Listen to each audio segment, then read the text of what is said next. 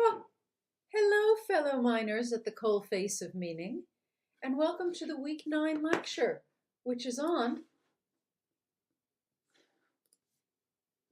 conclusions. Let's get started, shall we? Are you sitting comfortably? Then I'll begin. Conclusions. Like an introduction and like a body paragraph, a conclusion has three goals. Restate your thesis, remind the reader of your evidence, bring it all to a strong close. The first two are relatively easy. Restate your thesis, remind the reader of your evidence. Let's have a look. Restate your thesis. Let's start by looking at the introduction we made earlier. The early modern period hated women. Remember this one? Its medical texts asserted that women were filled with evil humors. Its social and philosophical works alleged that they were empty-headed chatterboxes and spiteful gossips. Its religious commentaries blamed Eve for man's fall into sin and death. Everywhere and anywhere, Renaissance culture made it clear that women were inferior, if not dangerous.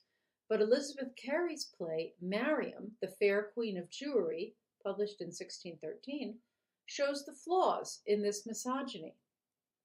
Now, here is your thesis.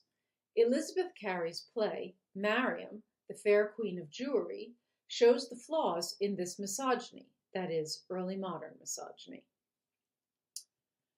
Now, restating your thesis does not mean finding a different word and exchanging so that this thesis, Elizabeth Cary's play, Mariam, the Fair Queen of Jewry, shows the flaws in misogyny, and this misogyny becomes Elizabeth Cary's drama, Mariam, the Fair Queen of Jewry, demonstrates what a mistake it is to hate and fear women.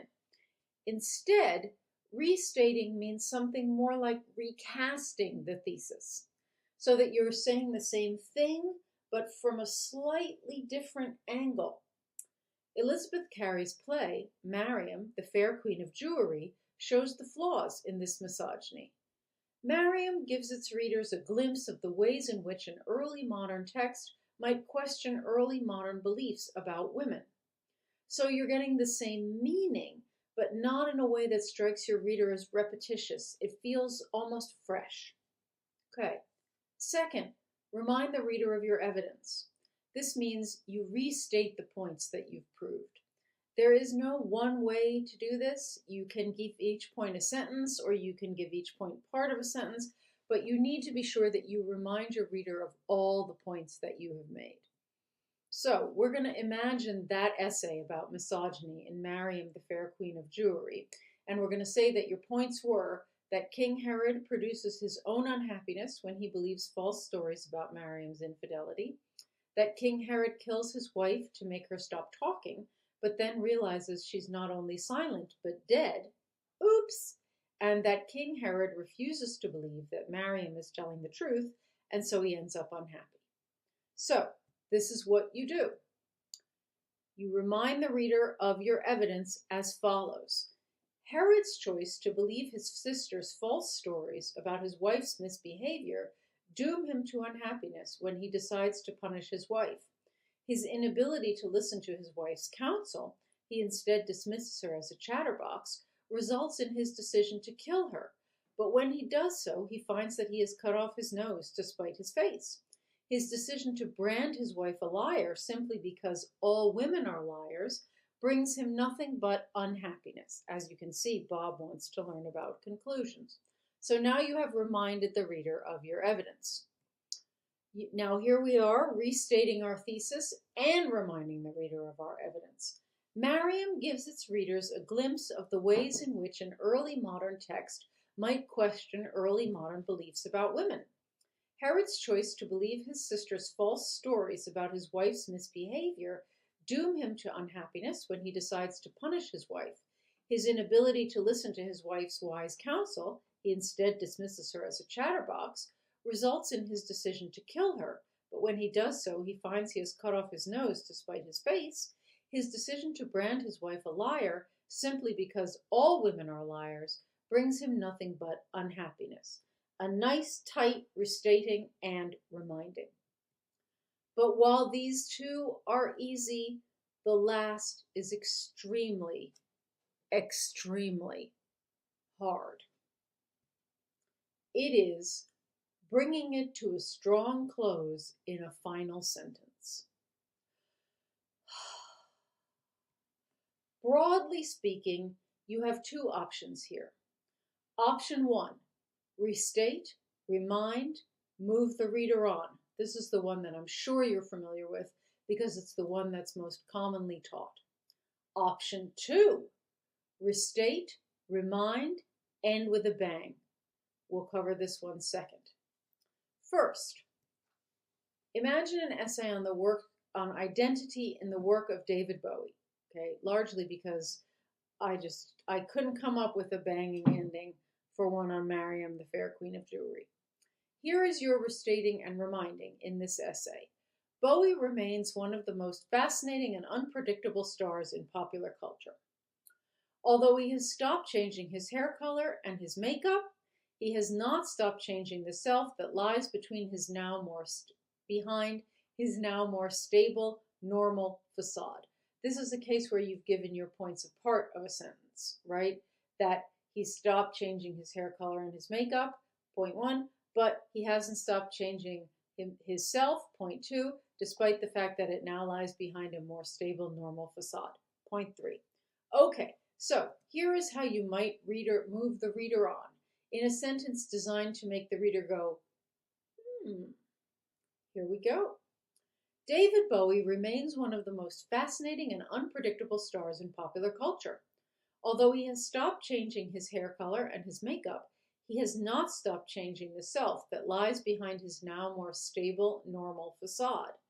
Perhaps as a result of this, now more than ever, he seems to encourage us to consider how many selves our own facades might cover. The reader goes, that's true. Okay. Now, ending with a bang. Ending with a bang is slightly more difficult. What you want is, you want a final sentence that's got a little flash to it. Okay? Ending with a bang makes the reader go, ooh. Here we go. David Bowie remains one of the most fascinating and unpredictable stars in popular culture. Although he has stopped changing his hair color and his makeup, he has not stopped changing the identity that lies behind his now more stable, normal facade. Time may pass and the man may age, but the self never remains the same. The reader goes, ooh. Right? Got a little twist in the end there, so it ends with a bang. Now, there is one more. You can either RRM or RRE, or you can RR-meh. When you RR-meh, you restate, remind, move the reader on, and end with a bang in the same sentence. Ready? This is designed to make the reader go, whoa. David Bowie remains one of the most fascinating and unpredictable stars in popular culture. Although he has stopped changing his hair color and his makeup, he has not stopped changing the identity that lies behind his now more stable, normal facade. In this way, he encourages us to consider the possibility that, when it comes to identity, instability is the only stable element. The reader goes, whoa. Okay, because this is what a meh does. A meh is a slightly statement, so it ends with a bang, but at the same time, it does give the reader something to think about. You've combined the two. Okay, you've moved the reader on while ending with a bang. It's very impressive, but it's a bravura move. Okay, I urge you not to attempt this until you have mastered ending with a bang. Mastering moving the reader on is not that difficult. Mastering ending with the bang is more difficult. So until you've managed ending with the bang and moving the reader on, don't go for meh-ing. Also, meh-ing is either going to take you a lot of work or it'll come to you in a total flash of genius. And if it comes to you in a total flash of genius, write it down, because total flashes of genius have a way of vanishing. So you can RRM, you can RRE, or you can RR meh. Okay, the choice is yours. Remember, though, that a really fantastic final sentence will probably take a number of revisions. That's just how it is. And remember that a strong conclusion will take at least one revision. Sure, you can write a conclusion, a not really very good conclusion, a bad conclusion, and just chuck it on the end of the essay and then hand the essay in and hope for the best. But if you want something that's a strong conclusion, it's going to take you at least one revision. Okay, so this leaves us with some questions. What should you avoid? You should avoid using in conclusion. And here is why you should avoid using in conclusion. When you come to the concluding paragraph of your essay, it often is on a page like this. See how there's a gap there? We know it's your conclusion. It's the last paragraph. You don't need to say in conclusion. Those are two words that you could use to quote longer somewhere in the essay. Okay. Also, in conclusion is totally unnecessary. In conclusion is what's called a hedge in linguistics. A hedge is a phrase or a word that you use when you're trying to soften something. Okay. So the most common version of this is, I think I don't want to go out with you anymore. That phrase means, I don't want to go out with you anymore. But the person is trying to soften the blow. In conclusion softens the blow of entering a conclusion, but you don't need it at all. But if you just don't feel comfortable without in conclusion, then use it, and then when you've finished the conclusion, just cross it out and reread. And I can almost promise you that you'll see that you don't need it.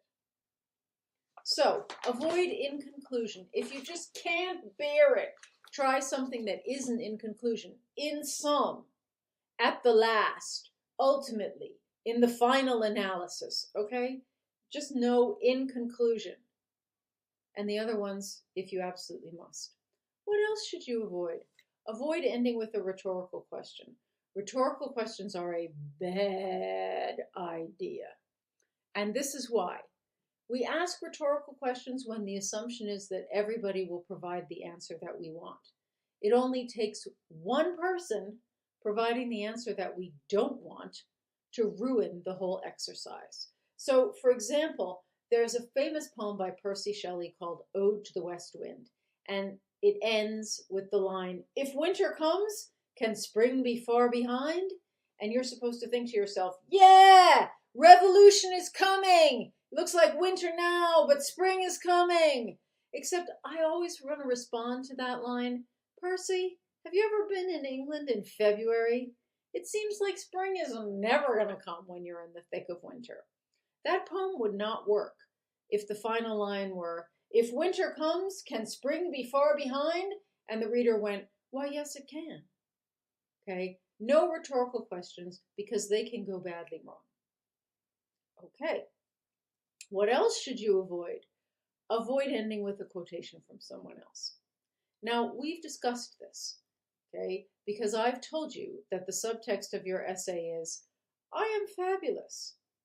Here are some other people, less fabulous than I am, whose nonetheless pretty good research I will use to support my fabulous conclusions. In conclusion, I am fabulous.